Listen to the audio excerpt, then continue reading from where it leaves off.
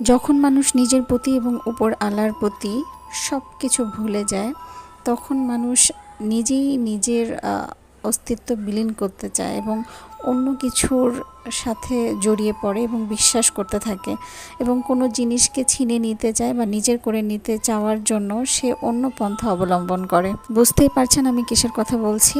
অবশ্যই ব্ল্যাক ম্যাজিকের কথা বলছি।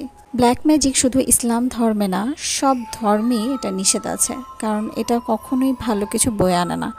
যে বা যাকে দিয়ে ব্ল্যাক ম্যাজিক করানো হয়, দুজনেরই কিন্তু ক্ষতি হয়। সো এটা থেকে সবারই দূরে থাকাই উচিত। জানি না আমাদের সাথে মানুষের কি এত সমস্যা থাকতে পারে এবং কি এত প্রতিশোধ নিতে হবে যে আমাদের সাথেও এই ধরনের কাজটাই করেছিল আর কি, আমাদের নিজেদের আত্মীয়রাই। কে করেছে এবং কেন করেছে এত কিছু তো আমরা জানি না, তবে যতটুকু জানি যে আমাদের সংসারে অশান্তি করাই হচ্ছে তাদের কাজ।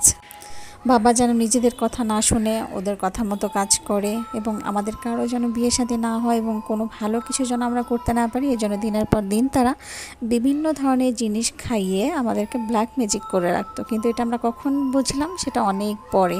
আমার সাথে যেটা হয়েছে সেটা আমি বলি। আমি শুধুই শ্যাডো দেখতাম এবং ছায়া দেখতাম, কিছুক্ষণ পরপরই আমার পাশ দিয়ে যেত বা রাতের বেলা এটা সেটা দেখে আমি খুব ভয় পেয়ে যেতাম এবং ভাবতাম এগুলো কি হইতেছে আমার সাথে। এবং রাতের বেলা দেখা যাচ্ছে যে অনেক সময় আমার সামনে এসে দাঁড়িয়ে আছে এবং আমার সব কিছু অবশ হয়ে যাচ্ছে, অনেক বড় একটা শরীর নিয়ে দাঁড়িয়ে আছে এবং আমার পা থেকে মাথা অবধি মনে হয় আমার অবশ হয়ে যাচ্ছে এবং আমি ভয় পাচ্ছি।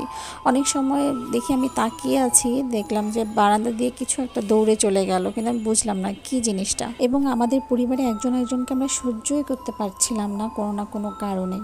পরে যখন কোনো একটা হুজুর দেখালাম, হুজুর বলল যে তোমরা বাসায় নিয়মিত নামাজ পড়ো এবং বিভিন্ন ধরনের সূরা কালাম পড়তেই থাকো। আল্লাহর রহমতে কিছু আমল আর নামাজের কারণে আমাদের জিনিসটা অনেকটা কেটে গেছে।